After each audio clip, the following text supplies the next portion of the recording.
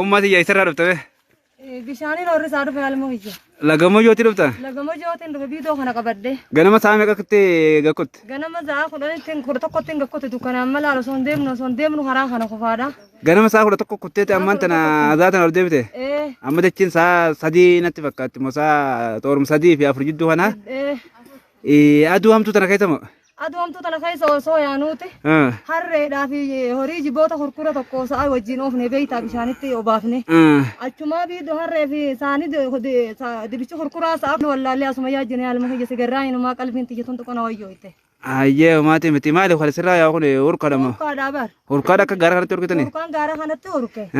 Amma rakkoon teenya bari numaa dhiiroo hamootummaan kun dhiiroo maan jaalata kan hin jiru. Harree waliin dhibuuti. Lubbuu takkitti dhabee jechuun waliin allaha dibichaa wajjaallee yakkute. Ilmaan keenyan baratan.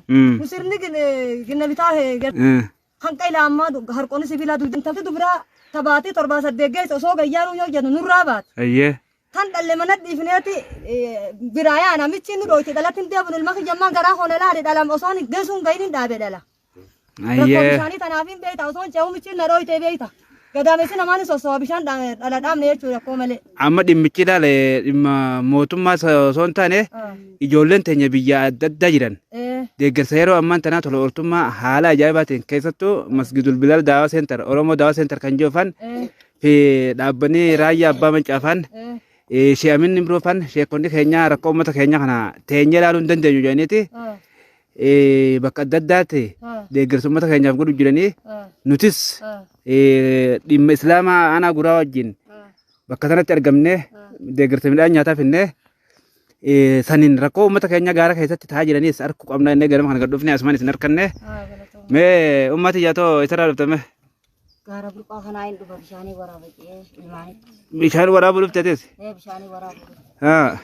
Bishaan kana rakkoon meeqa nurra mul'atteeti egaa akaakoo fi abaabuudhaan bishaanuma kana horrifnu amma numaa tabaroo hidhamnee dirqiidha sossoonee gaafa lubbuun nu keessan ma jirti bishaan kana dhaqannee salaannee ni dhuyna jennee gaara kanatti akka ol jaalata. Duuba jaarkenne tokkichi kun maal isinii bara tokkichi waan bitan. Kanaan godhaa ilma kiyya hoggaan galee hoggaan irraa salaateen hoggaan waatiyyoo manatti haftee xiqqisha qucadhee agabumaan oolaa agabumaan bulaan qaan nyaadhee.